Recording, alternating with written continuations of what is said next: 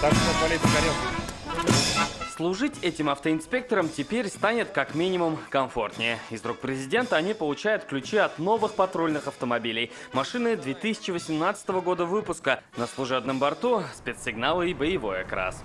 В области транспортной безопасности тоже у нас положительная динамика. Это, конечно же, и новые технологии, новые машины, но самое главное – высокий профессионализм личного состава. И этот профессионализм подкрепляется современной техникой. Сегодня она пополнилась на 23 единицы за счет республиканского бюджета. Это уже вторая партия новых автомобилей для ГИБДД в этом году. Всего их получили около 200. Мы с вами общими усилиями, всеми структурами власти смогли за последние несколько лет уменьшить травматизм на дорогах вдвое. И в этом году динамика тоже положительная. На сегодня погибших минус 54 человека. С такими показателями автоинспекторы подходят к своему профессиональному празднику. Не отстают от них и коллеги из полиции. В этом году преступность снизилась в республике на 8%. Салават Ухмадуллин, Алмаз Зиаддинов, ТНВ, Казань.